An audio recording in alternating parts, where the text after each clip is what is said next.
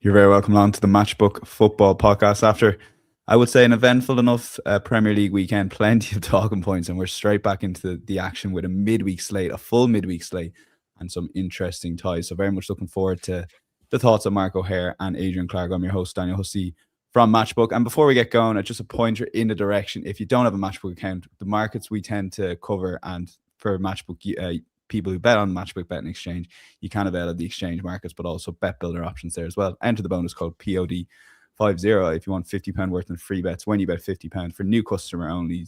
Full T's and C's apply, and visit 18 plus, visit gambleaware.co.uk, and more information on matchbook.com/promotions. Let's get straight into it, guys. And we're going to start with what maybe didn't feel like the biggest game in the world versus the rest of the slate, but Spurs versus Newcastle, Adrian, takes a little bit of a different meaning because Mark referenced the relegations odds just to us off air, around 10-1. It doesn't feel like that right now if you're a Spurs fan. I think that a lot of Spurs fans are fearing the worst at the moment. So, yeah, this is a huge game. It's a huge game for both managers, certainly for Thomas Frank. I think defeat could force Spurs to press the panic button. Obviously, the closer they get towards, Forest. I'm at that game, by the way, on Wednesday night, home to Wolves. It's a game that they would expect to win.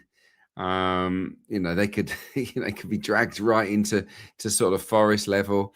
Obviously, West Ham have got a tough game against United, but it's not looking good for Spurs at the moment. Of course, most teams rely on their home form when times get tough, and Tottenham really can't do that, can they, at the moment? They're reliant on going away from home and picking up points. So, yes, tough times for them. The pressure's cranking up big style. But it is for Newcastle as well in this game. It's obviously Eddie Howe it's not been a good run for him. There's a little bit of noise around the club at the moment. Obviously, Sandro Tonali's been linked with moves away. It doesn't feel like the happiest camp, and as we all know, that Newcastle's away form isn't good. They've won 2 of their last 15 Premier League away games, Newcastle. So yeah, this is hard, and it's a hard one to call, in my opinion, because you can't trust Newcastle away, and you can't trust Tottenham at home, can you? They might be better off without Christian Romero. We'll have to wait and see on that. But yeah, I was looking at goals initially, and I think that we're likely to see goals, because neither team are defending properly, and there is a big incentive for both to get the 3-point haul here. I don't think a draw does loads in terms of favours for either side, for either manager, for either ambition. So I do expect there to probably be goals, but I'm gonna steer away from it in terms of my selection. Because they've both been sort of defending quite badly, there's always that possibility that managers will get into the players and that they'll focus on that side of the game, on stopping the opposition. I still think it will be goals, but I can't hang my hat on it. So what am I going to do? Well, I'm going to go with both teams to be booked, because the referee is Anthony Taylor. Now, Anthony Taylor was the non-card giving ref, wasn't he, for a while? That's kind of faded away a bit. He's come back up to the sort of mean, I would say, in terms of referees. Spurs have the worst disciplinary record in the division, the most yellows. Obviously, no Romero here, so that's one taken off, one guaranteed, one taken off. But you get my drift. They pick up a lot of cards. Well, I want to back both teams to be booked. All you need is one card for both teams. Anthony Taylor has carded both sides in 15 of his last 16 matches in all competitions. So quite strong numbers there in terms of that high pressure game. I do expect it to be quite blood and thunder. I do think there'll be a few tackles thrown in, because the players will be looking to show their fans and their managers that they care about the badge, because they're both under pressure. So I do expect this to be quite a physical encounter. So yeah, both teams to be booked. And then I'm going to go with over 8.5 corners. I'm really sitting on the fence here. But Spurs matches, Newcastle matches rather, do average 11.92 corners, which is the highest of any team in the Premier League. We know they love to fly down the sides, quite attacking, but they're not the best at the back. Over 8.5 corners has an 80% win rate in Newcastle matches this season. As for Spurs at home, 10.92 corners a game. That's the 5th most. So, yeah, I think the numbers point towards over 8.5 corners there. Bundle it together. It's not amazing. It's 1.9, but it just takes the stress out of backing one team or the other. I really don't know which way this game is going to go. I find it a tough one. Yeah, it does seem a tough one to call. So Adrian going for the corners and cards side of things. Mark, just a little bit maybe on the Newcastle side of things, and listening to Eddie Howe after the defeat to Brentford at home, has he reached the ceiling in terms of what he can achieve with this Newcastle side, and maybe down the line, not obviously in the short term, there may be a change there? Maybe, but I would be defensive of Eddie Howe and his position right now. I don't think he needed to go into as much detail as he did at the weekend. I think that just adds extra scrutiny to his current position. I understand the frustration from Newcastle supporters, particularly at the weekend, and that performance at home to Brentford. They do look to be drifting a little bit, but I think it's kind of natural to see a bit of a drop-off, considering they are competing or were competing on so many fronts, and they played pretty well in the Champions League, particularly against the better sides. You think of that performance away at PSG, the performance against Barcelona on match day 1, plenty of other games as well, and the big matches that matter. They've really sort of turned up and put on a decent show. And I think football's so fast moving, but sometimes we need to sort of take a step back and just appreciate what someone like Eddie Howe has done. He's twice taken them into the Champions League. He's won their first trophy in forever. Yes, the recruitment has been questionable, and he's played his part in that too. But I think he deserves the opportunity to turn things around, and the opportunity to see where he can take this Newcastle team between now and May. And maybe then, if you want to reassess, there's plenty of fantastic coaches who will be on the menu for many clubs in the Premier League, and perhaps they might want to make a change then. But at the minute, I think he deserves the opportunity to see this season out at the very least. And yeah, I agree with Adrian. Would not want to touch either of these two teams right now. Big game for two teams and two coaches under pressure. Spurs just 6 points above the relegation zone. Newcastle have dropped 10 points off the top 5 after the weekend too. And yeah, their respective home and away form is atrocious. Spurs 4 wins in 26 at home, 6 clean sheets in 50 at home. Newcastle, Adrian's already done it, but their more recent form, home or away, 1 win in 9 across all comps, 4 defeats in 5. And for Spurs, it's 2 wins in 16 Premier League games, home or away. They are 3rd bottom of the Premier League table since the start of November, 4 points from safety if you look at those 16 games in isolation. So the noise around Thomas Frank has been dampened a little bit, I think, with that second half stirring comeback against Man City. And obviously you can't read too much into the weekend match against United, where I thought they started reasonably well, and then the red card turns the tables a little bit too. But defensively now, without Romero, I think he will be missed, because they're missing Kevin Danso, Ben Davies, Destiny Udogie, Pedro Porro as well. So a real patched up defence for this midweek match. Not ideal, and that's probably why Spurs are as big as 2-1 to win this game. But happy to leave the teams alone and focus on goals. Over 2.5 goals for me is a standout selection. Pretty confident on this at 181. I believe it should be a lot shorter. 11 of the last 12 meetings between these two teams in the Premier League has gone over. If you like your head-to-head stats, 4 successive Spurs games before the weekend match against United went over. 64% of their overall league games have gone over. 8 of 12 at home have seen both teams score, which is always encouraging for overs backers. And then Newcastle, 16 of the last 23 have gone over. 6 of the last 9 away in the Premier League have also gone over. As Adrian says, there's a big incentive for both teams and both coaches to get a result here. And I think we've seen Spurs start to release the shackles a little bit in recent weeks and be a bit more proactive in their approach. That's the only way, really, if you want to try and avoid that relegation scrap. And just a further little wrinkle too, did some analysis on night games in the Premier League this season. So 7 p.m. kickoffs or later, only a sample of 58 matches, but the average goals per game comes in at 3.12, which is much higher than the day games. So any match kicking off before 7 p.m, where there's a bigger sample, and the average goals per game is 269. So I'm quite happy to support the overs at this price. I do believe the line should be higher and the price shorter. Well, we can no longer say that's now lazy analysis. We have the numbers for night games and day games backed up by Mark O'Haire. I love that. Yeah, I will be listening back and stealing those stats for myself for a few different things. Thank you, Mark. Saved a lot of work there. We will put this in as the 10 by money back special. Again, feel like Spurs Newcastle could be a low-key cracking game here. So over 2.5 goals for Mark, and then Adrian's 2 selection. Both teams to be booked, and over 8.5 corners. Comes in around 2.8. Just back that on the match with Bet Builder anytime before 8 p.m. on Tuesday. Get your money back as a free bet if the bet loses, or 7:30, that is, sorry, on Tuesday. Let's go to 8:15 game, West Ham versus Manchester United. Adrian, back to you on this one. Manchester United and Michael Carrick, they've passed every test so far in those 4 wins and 4 different victories, style victories in each one of those games. They've had to beat 10 men.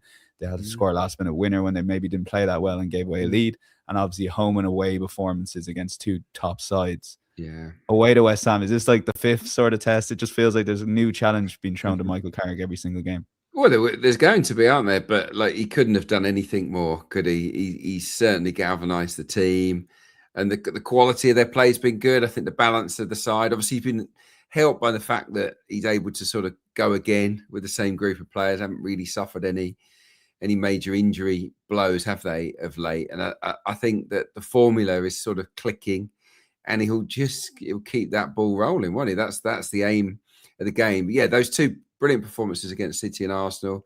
Not so good against Fulham, but great spirit. And then Spurs, obviously, with the red card, that was, they were always going to win that game. And, I think they played pretty well. Yeah, they did play well in the game. And their star men are in good nick, aren't they? Bruno Fernandes is looking good, and Burmo seems to enjoy this new role up top. I think Kobbie Mainoo's come in and done great. Harry Maguire looks good at the back. So, yeah, there's lots to like about Manchester United at the moment. And they'll go to the London Stadium full of confidence, won't they? They've got West Ham. Now, West Ham are obviously, the great result against Burnley. They're finding a little bit of form, aren't they? They're scoring goals. I think they've scored at least 2 in each of their last 4 games. West Ham, so they're beginning to carry a bit more menace. Obviously, Somerville has come to the party, so it's not just the Jared Bowen show. That the couple of new strikers up top have done okay as well, and they've made contributions. So yeah, look, you can sort of look at both teams and say there are positives really at the moment. But the truth is, I would lean towards Manchester United. I think you have to, in terms of where they're at. They've got themselves into that top 4 picture. And it would be not unforgivable, but it would be a real blow for them to sort of get beat by West Ham United here in this game, having done all that hard work to put themselves in this position. West Ham have, they've won 4 of their last 20 home games in the Premier League. That's pretty dreadful. Manchester United have lost 1 of 9 on the road as well. So even pre-Carrick, they were starting to get a little bit better on the road. So yeah, I think that Man United double chance definitely interests me. I'm not quite brave enough to go all in on Manchester United here, given West Ham have improved going forward. But if you go with Man U double chance and pair it with both teams to score, it comes in at a decent enough price, 1.86. Manchester United, no away clean sheet all season still. So that is something they've got to work on. Even under Carrick, they've been giving up chances, haven't they? They've been quite lively, the matches. So I would anticipate that West Ham will get chances and possibly score here. But West Ham, no home clean sheet. So this season, and they're playing against the United team that are loving life at the moment. So yeah, both teams to score, it would be the sort of a lock-in really when you look at those two statistics. And then yeah, I have to lean towards Manchester United because of the form that they're in. So yeah, look, we get a number of scorelines on board here for 1.86. Okay, we'll lock that in. Both teams to score, Manchester United double chance. And yeah, Mark, for you, I mean, there's a lot to talk about with both sides. Maybe just a little bit on West Ham. Someone like Somerville is absolutely flying at the moment, and they just look a little bit better going forward, and they're giving themselves a shot at staying up in this league. Yeah, so I think there's probably 2 reasons for that. One of which I think they find themselves entrenched in the bottom 3, and the only way to get out of that is to try and win football matches, because you can't really draw yourself out of this problem. But I also think the appointment of former Rayo Vallecano coach Paco Gémez may have made an impact here. So we know Nuno went to West Ham without his cavalry of coaches, backroom staff from his previous regimes, and perhaps he was sort of lacking a bit of influence, a bit of help there. But Paco is definitely a coach with ideas on the game, shall we say. His Rayo's teams were renowned for their sort of possession-heavy approach and sort of cavalier approach too. They were very front foot, very forward thinking, and it made for some marvellous matches. They often try to go toe-to-toe with the likes of Barcelona and Real Madrid, not just in terms of possession, but in terms of the shot count too. They were really exciting. And he's almost the antithesis of what Nuno is really, but perhaps he's rubbing off because they have looked more aggressive. They have looked more proactive in forward areas recently. And I know at the weekend they lost the shot count 18-6 at Burnley and were made to sort of ride out that match, but put under plenty of pressure. But it is now 3 wins in 4. They have scored at least twice in 5 of the last 7.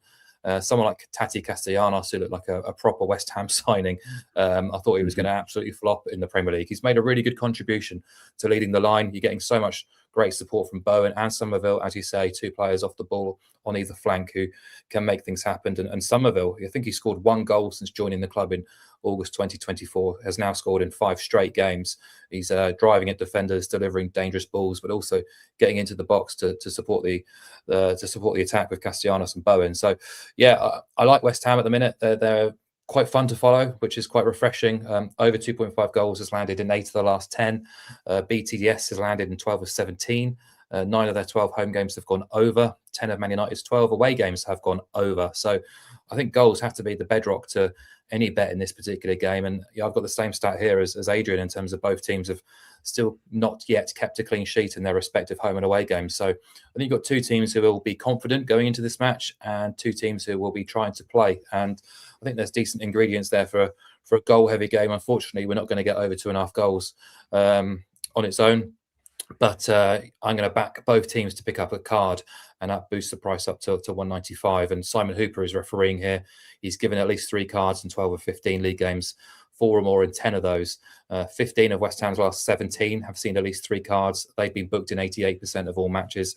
United have been booked in 84% of all matches as well. So I think it tallies quite nicely for what should be quite an entertaining game, actually. I'm quite keen to get with goals here, and just looking for each team to bring it into range. Okay, we'll lock that in. Over 2.5 goals. Both teams a card each for Mark O'Haire. That's 1.95, and go to Sunderland versus Liverpool. And yeah, Mark, first chance to talk about Liverpool City last night. And in terms of Liverpool going forward this season, how are we going to judge them in the Premier League, especially when the Champions League comes back? Because, at some point they're going to perhaps, if they can't, top 4 or top 5's out of reach, they might have to rein it in and go for the Champions League. Would you want to back them for the Champions League in their current guise? I'm not too sure, to be honest. What to make of that game at the weekend? Hell of a finish. Big result in the title race, but probably quite difficult to digest from a Liverpool perspective. You get yourself into that winning position with that outrageous free kick. First time in a while a Premier League goal has really sort of made me stand up and make a noise, involuntary. But you end up losing that game, and now you lose your best player this season to suspension as well because of the way it ended. You're without Bradley and Frimpong as well, so Arne Slot's going to have to be creative right back.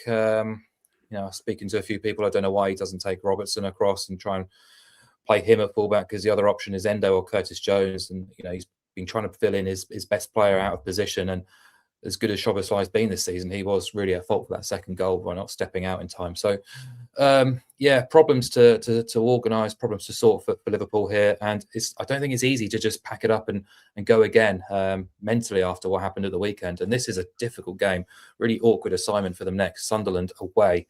Now Sunderland may have lost their early season momentum, but they're still proving pretty formidable at the Stadium of Light. I thought they competed pretty well before the opening goal at Arsenal at the weekend, but their away form has been pretty sketchy all season. It hasn't at home, unbeaten, 7 wins from 12.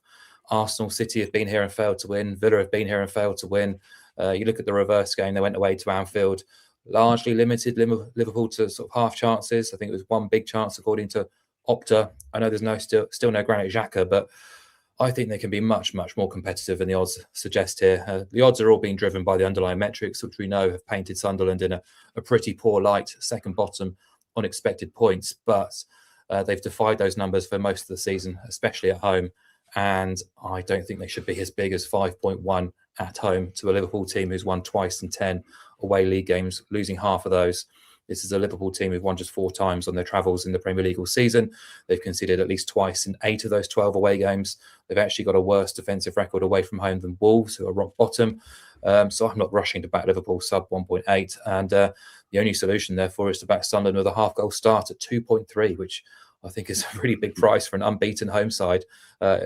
basically implies they've got just a 44% chance of avoiding defeat here, and I think that does them a bit of a disservice. So Sunderland with a half-goal start for me.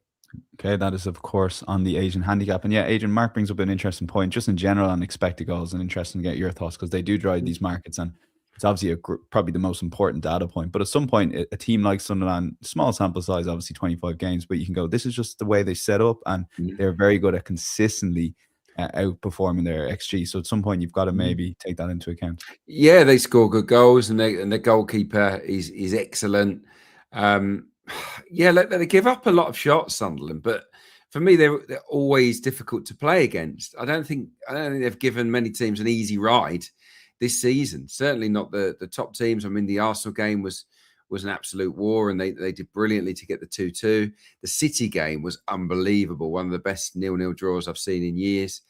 And yeah, they are going to be intense in this game, and stats unfortunately can't measure intensity. I mean, they can try, but they can't really. And Sunderland aren't the sort of side that make life easy for anybody. So this is a tough game. It's a much tougher game, as Mark says, than that price of around 5 on the home win.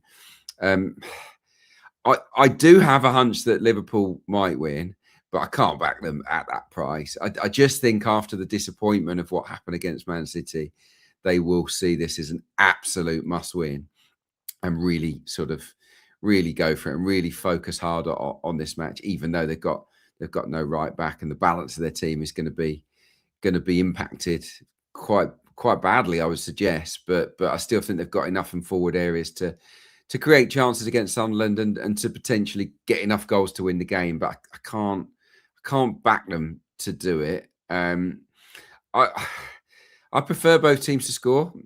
I saw Sunderland in the flesh on Saturday, and they do carry a threat. I think that Robbie is a proper handful at the top end of the pitch. He's really hard to sort of contain. Taubie has got a bit of magic in him. He can score goals from anywhere. We know that Enzo Lefebvre has that. Diarra is a player that Liverpool will hate playing against because he makes runs from midfield. And if you think about recent games, the City game, midfield runner gets in it's a fullback that gets in to win that penalty, but they run off midfielders. The Bournemouth game, Liverpool's defending was alarmingly bad.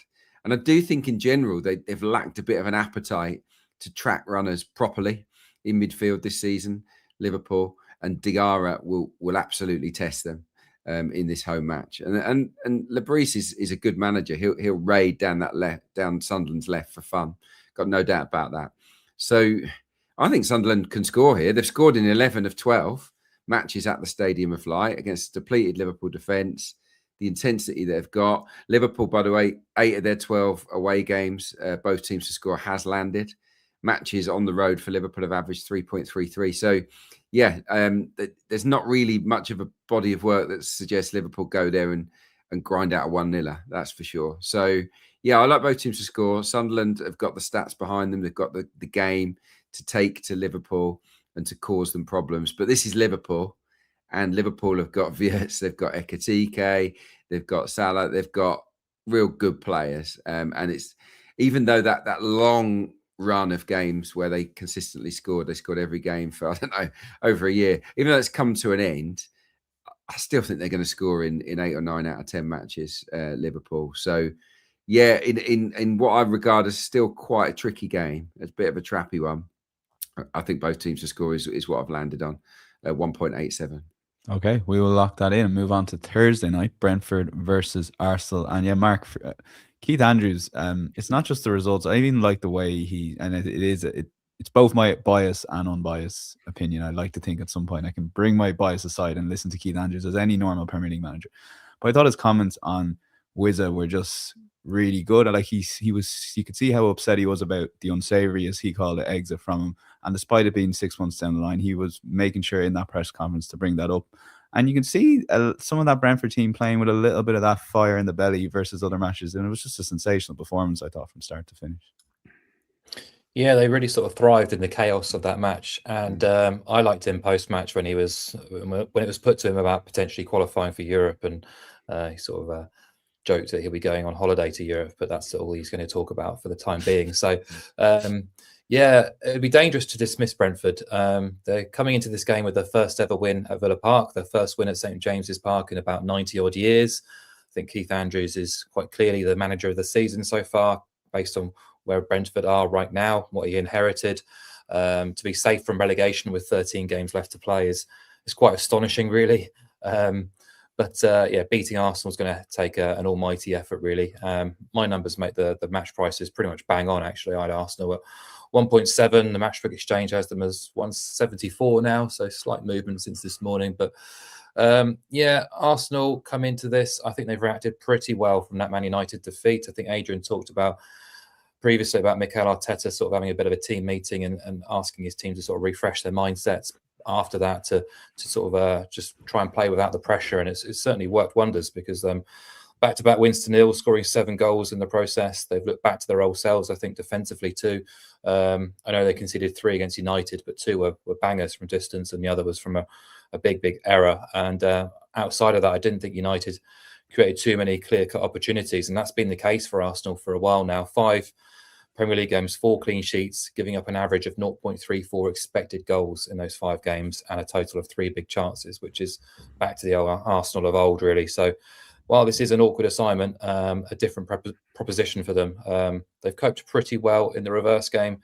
I know Brentford hit the woodwork, but they did only manage 6 shots despite a lot of kind of forced pressure. They racked up 8 corners in that match, but didn't really get too many clear sighters at goal. And they kind of relished the counter-attack and set pieces, where we know Arsenal have a set-piece strength of their own. So, this is Adrian's talked about it being quite a tricky slate. I think this is one of the most difficult matches on the midweek sample for me. So I've had to sort of go digging a little bit to try and find something I'd want to hang my hat on, really. So nothing too sexy, unfortunately, but Arsenal double chance and under 3.5 goals came in at 1.7 on the bet builder, which was, I thought, a nice foundation for something. I think we know Arsenal are very difficult to beat, or in terms of the under 3.5, 72% of their games have gone under, 75% of their away games have gone under 3.5 goals. So you've got the 0-0, the 1-1, the 1-0, 2-0, 3-0, or 2-1 away wins. And I thought, just to top it off, with Brentford to win 2 or more corners, comes in at 191. Brentford, as I say, won 8 in the reverse. They've won 2 or more in 11 of 12 home games. They've won 3 or more in 9 of 12 home games. And they've done so against Liverpool, United, City, Spurs, Chelsea. And Arsenal have actually conceded 2 or more corners in 11 of 12 away games, 3 or more in 9 of 12 away games. Burnley, the only team who have failed to win 2 corners or more at home to Arsenal in the Premier League this season. Forest, Leeds, Bournemouth have all managed 3 or more in Arsenal's last 3 away days. So we know Brentford are all about set pieces, long throws, getting the ball into the box and working off that. So with that, naturally comes corners. So quite an unsexy bet builder, but it comes in at 191. Arsenal double chance, under 3.5 goals. Brentford to win 2 corners or more. Mark makes his money through unsexy bet builders. I would definitely add that in. So well worth taking heed when Mark gets you an odds on one on that. Adrian, a little bit on, give us the Keith Andrews view. We talk about Arsenal a lot, and just the outsider point of view, because obviously this Brentford model, it is so set up for someone like a Keith Andrews, and Thomas Frank previously, and anybody really, to a point. I mean, that's how good the structure of the club is. But you still need to have that personality and be able to organise. And Keith Andrews is obviously the main guy there, Yeah, no, it's been hard to find fault with anything he's done this season. He's spoken well. We know he's an intelligent guy from his days as a pundit. And look, he's galvanised the spirit of the group. He gets the spirit of the club. And the dressing room are absolutely with him, aren't they? And he's unapologetic in terms of where their focus is on, especially going forward. So much on set pieces and the long throws, but they're better than that as well. Igor Thiago is a real threat, but he'll go long. He doesn't care what they look like. Brentford. He cares about. I think he's the kind of manager that sets up a team that he knows other Premier League teams don't like facing. And I think that's what you have to do as an underdog. And Brentford are always going to be underdogs at the top level. And their style is one that the big boys don't really relish facing. So, he's done brilliantly. Absolutely outstanding. So, and look, this is a hard game for Arsenal. Definitely one of the hardest games Arsenal have got left this season. I think that much is clear. But I have got enormous faith in this Arsenal side. I see them every single week. They just don't give up very much. There was a little spell where Arsenal were a bit ragged without the ball and were giving up chances. But, I think in 5 of their matches this season, which is, it's a 5th of their matches, they've faced no shots on target in another 6 games. So that's, it's taken it beyond 2/5 of the season.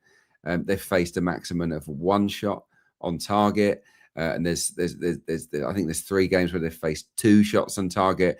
And you don't give teams very much, and opponents have got to be really clinical to breach Arsenal or capitalise on mistakes, as United did with those 2 long shots and the Zubimendi era. So for that reason, I'm going to fancy Arsenal most matches, and I would in this game as well.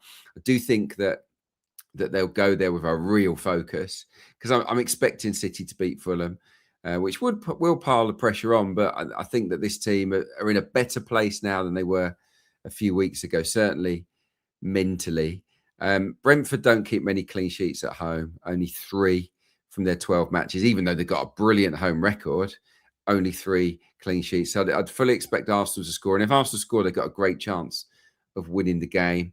Arsenal still, even though it's been a bit of a wobble in some people's eyes, Arsenal have still won 7 of their last 10 Premier League matches. They got clean sheet wins. Well, not clean sheet wins. They got clean sheets at Everton, at Forest, and at Leeds. And I'm not going to back them to win with a clean sheet, because this Brentford team, they were really dangerous at Emirates Stadium from long throws, from corners, and they caused some quite nervy moments. So I think they can nick one for sure. But I do think that Arsenal have the firepower and the confidence to win the game. I don't expect it to be high scoring. 11 of Arsenal's 12 away games have gone under 4.5. 10 of Brentford's 12 home games have gone under 4.5. Arsenal in London derbies tend to do okay. I think we've lost 1 of the last 20 away games in the capital, which is a terrific record, really. And I don't think Arsenal will get beat in this game. Knowing that they need to win, I think they'll find a way to get the 3-point haul. So I'm going to back them. I'm going to back Arsenal. Obviously, they're a bit short on their own, just over 1.7.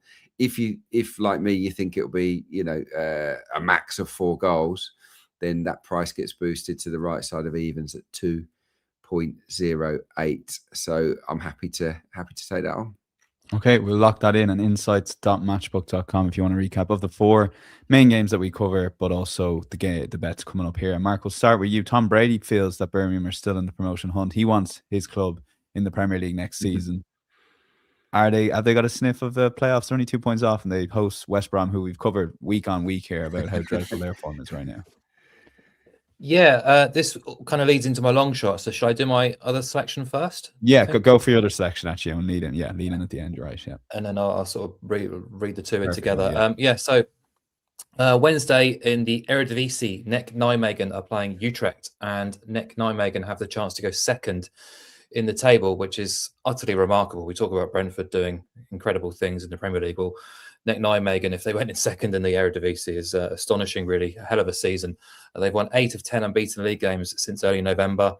That's their only reverse since September. They've won 7 of 10 at home all season. They're averaging 2.9 home goals per game as well in the Eredivisie. They've been thrilling to follow, really great fun. They've scored twice or more in all 10 home games, scored 3 goals or more in 6 of those 10 home games. And their matches are just normally bonkers. Absolutely great fun to follow.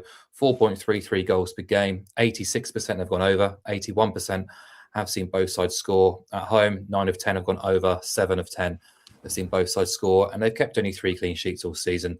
They are a wild team, but great fun to follow. And yeah, this is a great opportunity for them to go second, because they play an Utrecht team who are in a really poor form at the minute. They lost quite limply at home to Feyenoord at the weekend.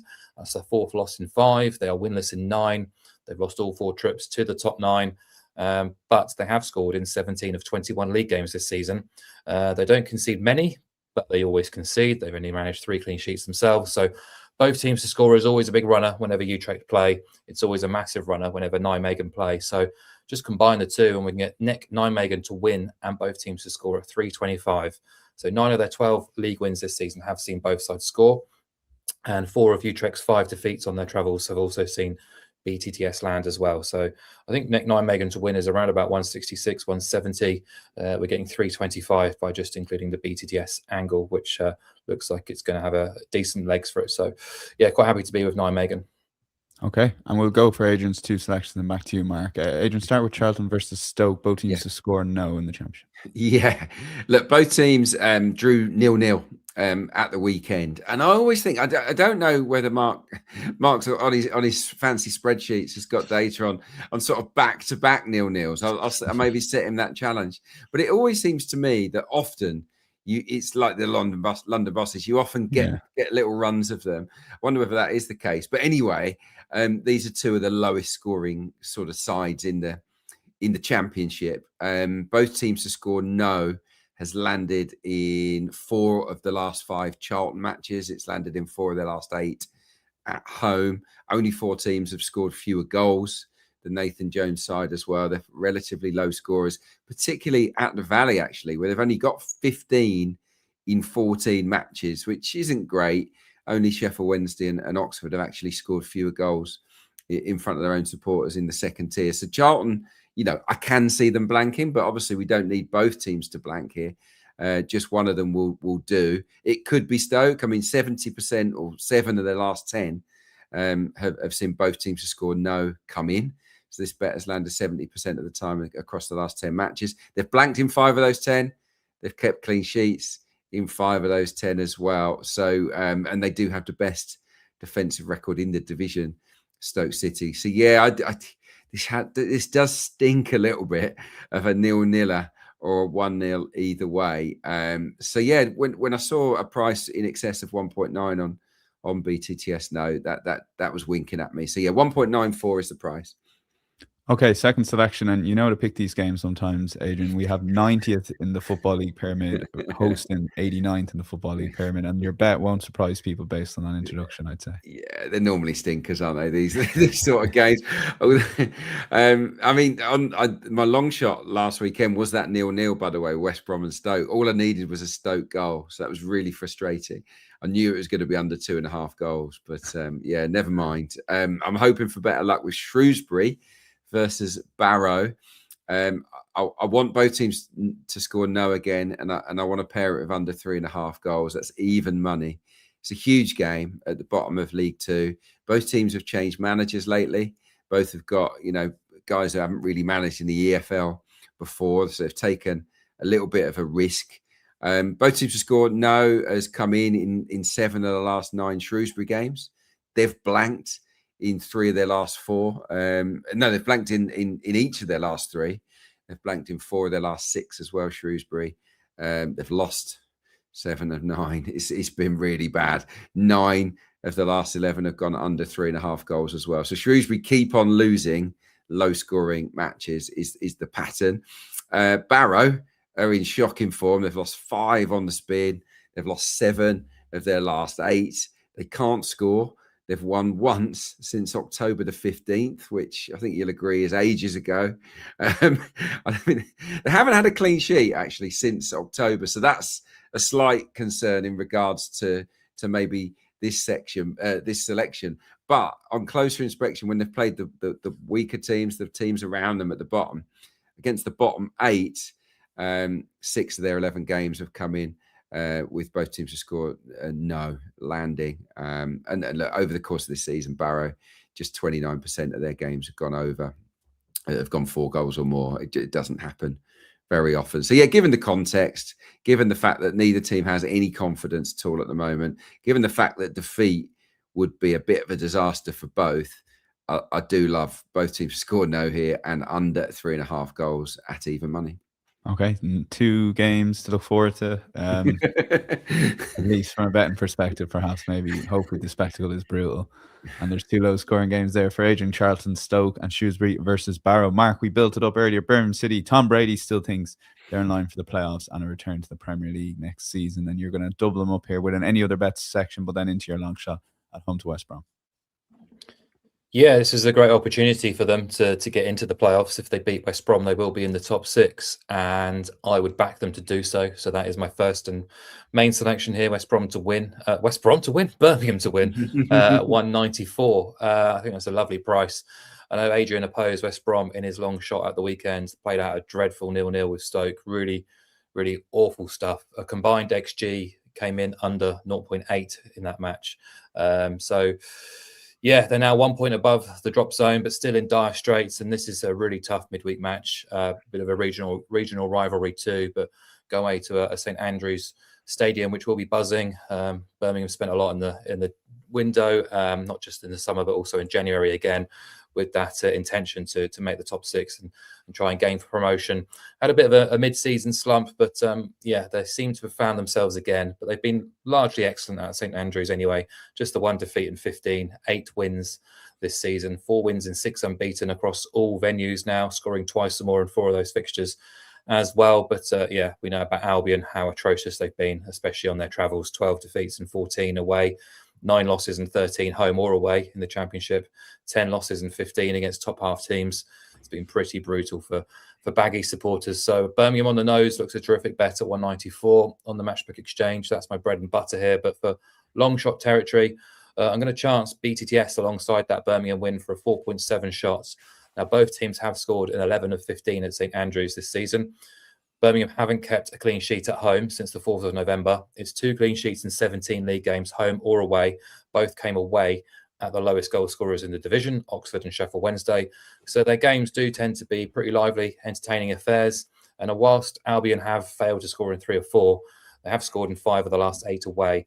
And I'm just prepared to give them a shot here because, they've got to start trying to pick up points. And whilst the atmosphere around the club is pretty rotten, they can't just kind of go to Birmingham and roll over and expect to get a result. They have to go here and show something. And as we've seen across the campaign, if Birmingham are pressured, they do tend to wilt a little bit. So, wouldn't put it past Albion getting on the score sheet in defeat. So 4.7 Birmingham to win BTTS. Okay, we'll lock that in and go to you, Adrian. League One, Wigan struggling near the relegation zone or in the relegation zone. Very close relegation battle there with a number of clubs involved. And Reading a little bit further up the table there. So they're sort of clear going into the game with a little bit less pressure. How do you make this one? Yeah, I'm the prophet of doom on today's show. I'm just tipping up bad game after bad game after bad game. I hope I'm right. But for those in attendance, I'm sorry. Look, Wigan, one of your own, Daniel has taken over, hasn't he? Glenn Whelan is the interim manager at Wigan. They just sacked Ryan Lowe. Rotten run. They got spanked 6-1 by Peterborough at the weekend. It was in the post, that particular dismissal. So yeah, Glenn Whelan will take charge. And look, morale is very, very low at Wigan. They're in danger of slipping into the 4th tier. They're into the bottom 4 now, which is a bit of a disaster for them. They've lost 5 of their last 6 games, the Latics, and their home form is so bad. So if you go back to 27th of September, which is, again, ages and ages ago. 9 home games since in the league. They've blanked in 6 of them. They've barely seen their team score since late summer, early autumn. It's been miserable for Wigan. And obviously they'll probably be pleased that there's been a change. But, they come up against a Reading team who aren't bad. They've been one of the most improved teams in the second half of the season. And in 2026 alone, they've had 3 clean sheet wins, Reading. So, the last few games, they've actually let in a few goals. But they're more than capable of pulling out clean sheet wins. As I said, 3 in January they had. Their record against the bottom 8 is also excellent, Reading. They've won 7, they've drawn 2, and they've lost none. And of those 7 wins, 5 were clean sheet wins. And that is what I'm backing here. I'm going to go for a stinky 1-0, 2-0 for Reading at a pretty empty home stadium. It comes in at 5.0, which, they should be favourites for the game, Reading. Just pair it with the clean sheet, and it comes out at a lovely price. Yeah, you can get it whatever score you want, though. 5, 6, 7-0 as well. So Reading to win, both teams to score no. We'll move on to best bet time. 134 days, sorry, Adrian, incidentally, is the 28th of September. So you're correct. It is a long time ago. Mark, you bigged it up at the start, over 2.5 goals, Spurs versus Newcastle. you're expecting a pretty decent game here. Yeah, just fully expected this to be a higher line, a shorter price. And as I say, the previous meetings between these two teams do tend to deliver. 11 of the last 12 Premier League matches between Spurs and Newcastle have gone over 2.5 goals. Spurs, as we know, cannot defend, especially at home. Just 6 clean sheets in 50 home games, which is astonishing. The majority of their matches do tend to produce goals at both ends, especially in the Premier League. And you've got a Newcastle team who are under pressure, under fire, frustrated after their weekend defeat to Brentford. 16 of their last 23 games have gone over as well. 6 of the last 9 away in the Premier League have gone over. So I think you've got all the ingredients here between two teams who should, in theory, take a proactive approach, eager to try and get results after some poor recent form. And I think there's it should be goal-heavy game. So just very happy to take that 181 on over 2.5 goals. Okay, and final bet, there's officially 2 teams in the Premier League title race. If you are a regular listener to the Matchbook podcast, Mark O'Haire would have told you that 2 weeks ago, 3 weeks ago, 4 weeks ago, 5 weeks ago, that Villa had no chance. It's Arsenal, Manchester City, Adrian, and you like both teams to win midweek here. So City at home to Fulham, and then Arsenal away to Brentford. Yeah, we're getting into the business end of the season, aren't we? Where the top teams have to keep winning, and I'll be staggered if City don't beat Fulham at home. The numbers around this fixture historically are nuts. I don't know if you're aware of it. City have won 16 in a row against Fulham. It's the longest winning run one side has had against another in English league history. What? So City have beaten Fulham. And wait for this. Marco Silva, now obviously he's been there a while.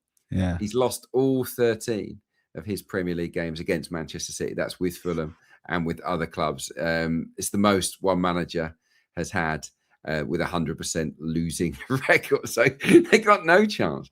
Fulham have beaten Manchester City according to the history books. And I haven't even got to City's record in midweek, right? You're like this. Premier League home games haven't lost since 2010 in midweek at home in the Premier League. 47 wins, 8 draws.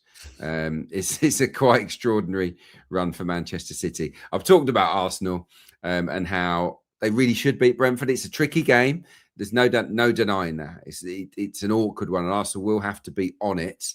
But I think at the moment the focus is good. The confidence is high. Gyökeres is scoring. The defence looks meaner. They've got Calafiori back in. The A team is sort of back together there. Rice and Zubimendi are in great form as well, just ahead of them. I think they'll go with the strongest back four and the best 2 central midfielders. And I think Arsenal will grind out a win. So if you think that the top 2 are going to prevail in midweek, you get a double at 2.3, which I think is quite a nice price. Okay, we'll lock that in. That's an extraordinary stat on Manchester City Fulham. Who'd have known? I wouldn't have had Fulham down as the weakest opponents that City have faced effectively there with that record. So my thanks to Mark and Adrian. There's FA Cup this weekend. We're going to skip that because we have the return of the Champions League. So this time next week, you'll have a Champions League podcast in your feed, and then we'll move on to the full Premier League weekend. And then the second leg of those playoff ties before we kick into the last 16 of the Champions League, if I'm correct there, and then on to the business end of the Premier League season. And there's a small matter of a couple of World Cup playoffs in there, Mark, as well, for Ireland, hoping to do the business and join everybody else in America, Mexico, and Canada. Just get Keith Andrews in, no? I mean, just bring him in. We had him under Kenny, and we all thought, to be honest, he wasn't great. So there you go. It just showed you either Brentford is an incredibly well-run club, or we were sleeping on Keith Andrews, probably a bit of both. Part-time, yeah. Yeah. Anyway, I digress. My thanks to both Mark and Adrian. Looking forward to chatting football with them again this time next week. Enjoy the week's football. If you're having a bet during the midweek card, make sure you enjoy it. Make sure it enhances that enjoyment of watching the match, and make sure you do so responsibly. We'll chat to you this time next week for Champions League action. Bye-bye.